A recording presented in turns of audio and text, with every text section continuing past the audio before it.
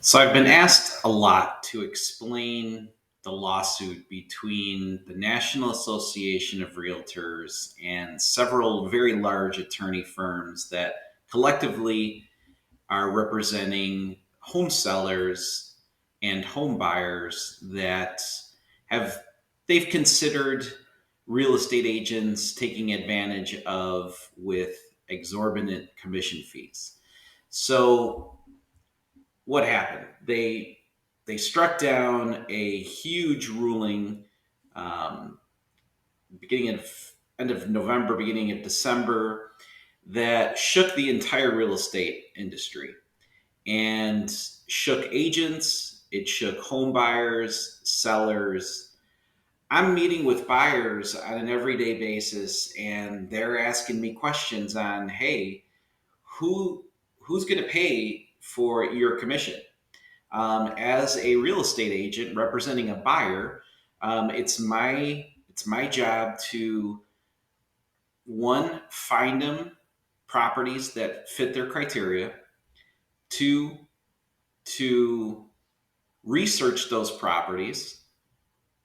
Three, to provide them access with those properties. Four, to give them the 20 plus years of knowledge that we have in helping buyers purchase property and helping them with every single step of the home buying process, being with them for inspections, walking them through the mortgage approval process, attorney review, getting them ready to close, giving them sources for professionals after the closing that could help them with repairs, updates, tax situations.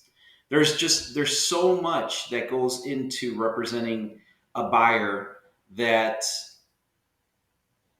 it's very difficult to just say, well, now who's going to pay your commission?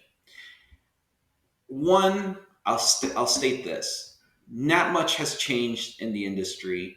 I go on as many as buyer appointments that I go on. I go on the same amount of listing appointments, and pretty much the conversation's the same with the sellers. Well, yeah, it seems like I don't have to pay for a buyer's agent's commission, which will reduce their commission down. That's great for the seller. But the seller also realizes that they need buyers to go into their properties. They need exposure to that market. And who provides that exposure? Buyers agents, agents that are representing their buyer that fit what type of home you're trying to sell. So I haven't seen I haven't seen a shift in who's paying commissions. As of now, the majority of the listings that I take a look at, the seller is still providing a commission to be paid to the buyer's agent. Now, is that going to change? Maybe down the future. Maybe we'll see how that works out. But a lot of my clients, and this is just with conversations that I have with them every day, are they're they're concentrated on finding ways to get that down payment that they need, to see how much house they're going to be able to afford. And if they now have this burden of having to pay a buyer's agent's commission on top of that, my personal feeling is that it hurts home ownership, and it's probably going to hurt your lower or middle class that are struggling just to be able to afford a home. On top of that, to even think about having to pay for a buyer's agent's commission, it's going to be difficult. The industry might have to change. There might have to be other solutions that come out. But as of right now, majority of the home sellers are paying for a buyer's agent's commission as well. So if you're thinking about purchasing in 2024, if your dream has been the dream of home ownership, give me a call. My cell phone number is 847-774-1866.